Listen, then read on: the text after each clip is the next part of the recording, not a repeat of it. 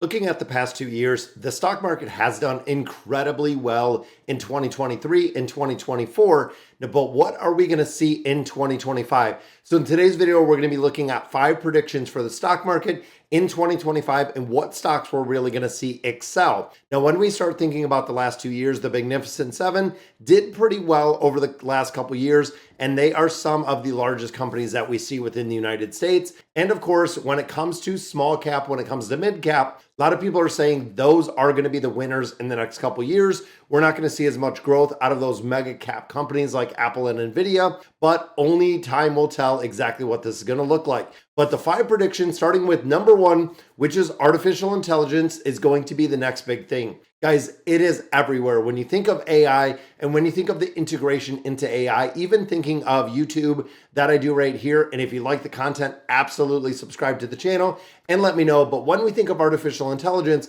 I use vidIQ, I use a couple other things. They are all hooked up to artificial intelligence. They're using AI to create thumbnails, to create content, to create scripts, a lot of different things. I know I don't use a lot of it, but overall it is there. When you start looking at Microsoft, when you think of Copilot, when you look at ChatGPT, there are so many things where AI is being incorporated in. And I even think in my professional, being in the banking industry, we are starting to see AI, and really the next big thing in 25 is being incorporated in a lot of different places. Now, of course, this could be a very easy way to think AI is going to be huge over the next couple of years, because honestly, when you think of the adoption of larger companies, it's exactly what they're focused on. When we talk about research and development, it is what they're looking at. So naming the company out of here, it is going to be Alphabet, which of course we know is Google, and which we know is YouTube itself. Could be a huge winner when it comes to AI, because there are so many things really with the Android operating system. You have the Google Cloud, you have the Google Search, you have Google Workspace,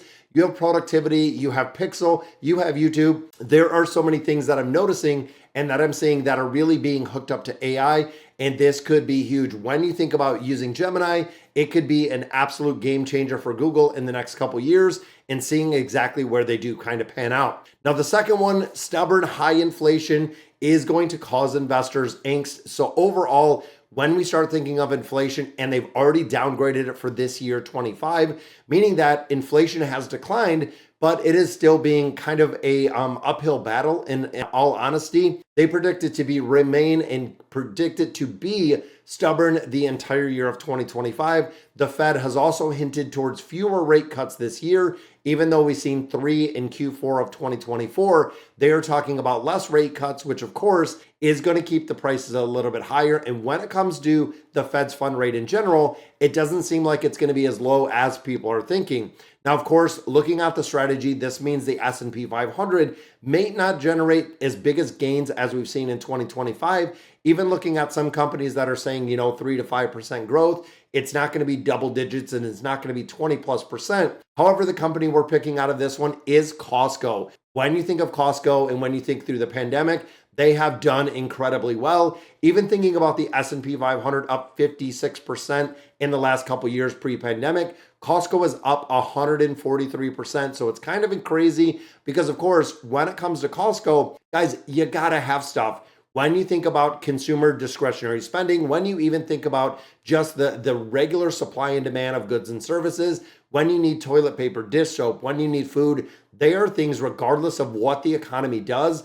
They are going to be staples, and they are going to be things that people are going to need, meaning there's always going to be a demand for products that Costco, even Sam's Club, even thinking of BJ's, a couple other places, but Costco is the one that has done incredibly well with not only stocking, but making sure the consumers know exactly what they're getting there. Now, the third one is value stocks increasing in popularity. Now, this, of course, goes back to the big Warren Buffett finding value in companies and not buying them at a really big premium price. When you think again at Apple, Google, Nvidia, a lot of these huge price to earnings ratio of 50, 60, 70, sooner or later, the valuations of these companies are not going to pan out, meaning it's going to be a lot more about value.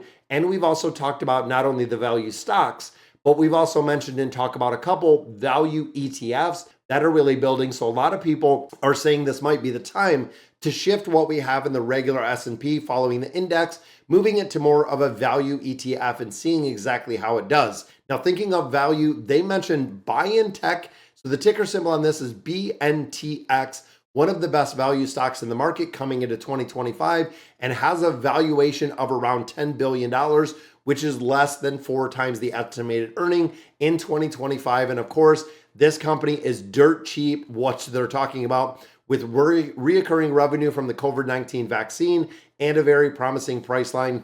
This is what they're talking about is going to be a huge company, similar to what we see with SoundHound and a couple other ones that have done incredibly well. Now, the fourth one that we're looking at, the deregulation benefits financial stocks. So will the government reduce regulations? That, of course, is yet to be seen. With President Trump taking the stage, is a lot of deregulation coming, especially thinking of the financial sector, thinking of the embracement of cryptocurrency.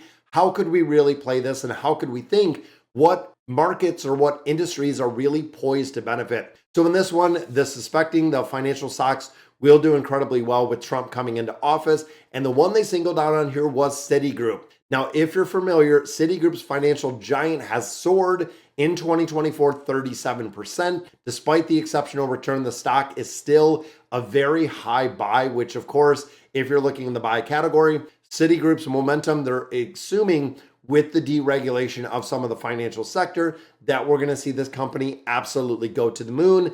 And talking on and piggybacking on Trump's presidency, they talk about drilling. And of course, this is something that he's talked about a lot. Drill, baby, drill. Could help, could hurt energy stocks.